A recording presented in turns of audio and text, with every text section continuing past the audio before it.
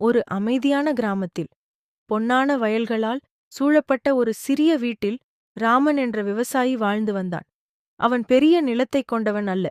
தந்தையிடமிருந்து கிடைத்த சிறிய நிலப்பகுதியை வைத்தது உழைத்து வாழ்ந்தான்.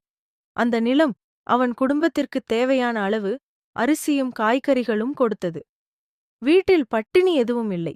மனைவி அன்பானவள். குழந்தைகள் சிரிப்பால் வீட்டை நிரப்பினார்கள். ஆனால் ராமனின் மனம் திருப்தியாக இல்லை.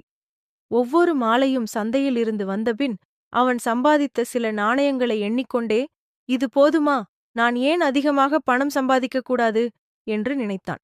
கிராமம் வழியாக செல்வந்தர்கள் அழகான வண்டிகளில் செல்வதைப் பார்த்தால் அவன் மனம் பொறாமையால் நிரம்பியது. அவன் மனைவி மெதுவாகச் சொல்வாள், நமக்குத் தேவையானதெல்லாம் இருக்கிறது, நாம் சந்தோஷமாக இருக்கிறோம்.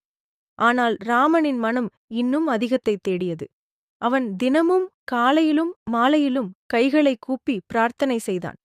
ஓ இறைவா, என்னை செல்வந்தனாக்கு, அதிகமான நிலம் கொடு, தங்கம் கொடு, பணம் கொடு என்று வேண்டிக் கொண்டான். ஒரு மாலை சூரியன் மறையும் நேரத்தில் வயலில் திடீரென ஒளி ஒன்று தோன்றியது. அந்த ஒளி மெதுவாக பரவி அமைதியான ஒரு தெய்வீக உருவமாக மாறியது.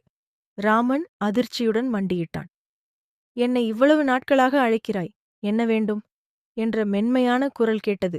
ராமன் தைரியமாகச் சொன்னான், எனக்கு பணம் வேண்டும், அதிக செல்வம் வேண்டும். அந்த குரல் அமைதியாக கேட்டது. உனக்கு உணவு இருக்கிறது, வீடு இருக்கிறது, அன்பான குடும்பம் இருக்கிறது, இன்னும் என்ன தேவை?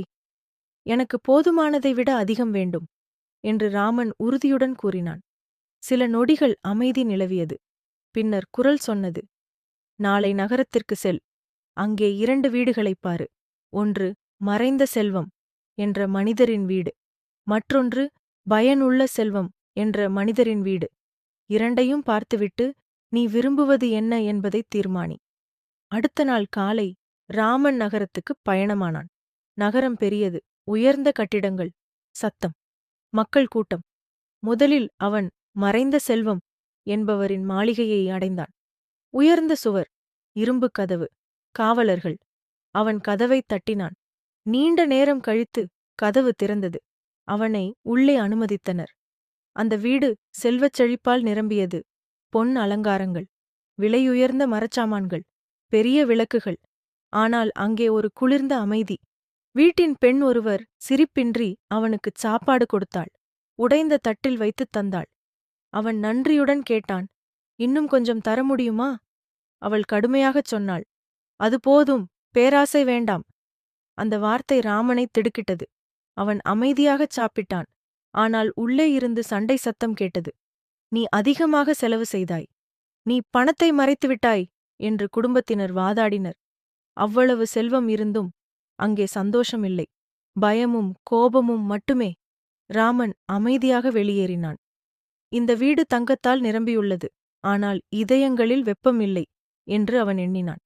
பின்னர் அவன் பயனுள்ள செல்வம் என்பவரின் வீட்டைத் தேடினான்.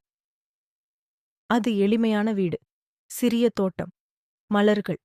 கதவின் முன் குழந்தைகள் விளையாடிக் கொண்டிருந்தனர். அவன் கதவைத் தட்டினான். கதவு உடனே திறந்தது. வரவேற்கிறோம், நீண்ட பயணம் போல இருக்கிறது, உள்ளே வாருங்கள் என்று வீட்டின் தலைவர் அன்புடன் அழைத்தார். உள்ளே எளிய வீடு, ஆனால் சிரிப்பு நிரம்பிய சூழல். அவர்கள் சாதாரண உணவைச் சாப்பிட்டுக் கொண்டிருந்தனர். சாதம், பருப்பு, காய்கறி. ராமனையும் உட்கார வைத்து, இன்னும் கொஞ்சம் சாப்பிடுங்கள் என்று அன்புடன் சொன்னார்கள். அவர்கள் அவனிடம் கிராம வாழ்க்கையைப் பற்றி கேட்டனர். கவனமாகக் கேட்டனர். சிரித்தனர். தங்களிடம் உள்ளதை பகிர்ந்தனர். அங்கே விலையுயர்ந்த பொருட்கள் இல்லை, ஆனால் அமைதியும் மகிழ்ச்சியும் இருந்தது. அந்த நேரத்தில் மீண்டும் அந்த தெய்வீக ஒளி தோன்றியது. இப்போது என்ன புரிகிறது என்று குரல் கேட்டது. ராமன் மெதுவாகச் சொன்னான், மறைந்த செல்வம் கொண்ட வீடு பொன்னால் நிறைந்திருந்தது. ஆனால் அங்கே அன்பு இல்லை, பயம் மட்டும் இருந்தது. பணத்தை காக்கும் கவலை மட்டுமே. அவன் சிரித்துக்கொண்டே தொடர்ந்தான், இந்த வீடு அதிக செல்வம் இல்லாதது, ஆனால் அவர்கள் உள்ளதை பகிர்ந்தனர். அவர்கள் அமைதியாக இருந்தனர். அவர்களின் செல்வம் அவர்களின் மனங்களில் உள்ளது. அப்படியென்றால் நீ என்ன விரும்புகிறாய் என்று குரல் கேட்டது. ராமன் தலையை குனிந்தான். நான் இப்போது புரிந்து கொண்டேன், பணம் தானாகவே சந்தோஷத்தை தராது. அது எப்படி பயன்படுத்தப்படுகிறது என்பதே முக்கியம். பூட்டப்பட்ட பெட்டியில் இருக்கும் தங்கம் மகிழ்ச்சி தராது. பகிரப்பட்ட உணவுதான் மகிழ்ச்சி தரும். நான் இனி பேராசை கொள்ள மாட்டேன். அந்த ஒளி மெதுவாக மறைந்தது. ராமன் தனது கிராமத்திற்குத் திரும்பினான். அவனுடைய வயலும் வீடும் மாறவில்லை. ஆனால் அவன் மனம் மாறியிருந்தது. அவன் மீண்டும் உழைத்தான். ஆனால் இப்போது அவன் நாணயங்களை எண்ணும்போது சோகமில்லை, திருப்தி இருந்தது. ஒரு அண்டை வீட்டுக்காரன் விளைச்சல் குறைவால் கஷ்டப்பட்டபோது ராமன் தனது அரிசியில் ஒரு பகுதியை பகிர்ந்தான். ஒரு பயணி தண்ணீர் கேட்டபோது அவன் வீட்டு கதவு திறந்திருந்தது. மெதுவாக ராமனின் வீடு கிராமத்தில் மகிழ்ச்சியின் மையமாக மாறியது. அவன் பெரிய செல்வந்தன் அல்ல என்று மக்கள் சொல்வார்கள். ஆனால் அவன் வீட்டில் அமைதி இருக்கிறது. ஒரு நாள் அவன் மகன் கேட்டான், அப்பா, உண்மையான செல்வம் என்ன? ராமன் சிரித்தான்.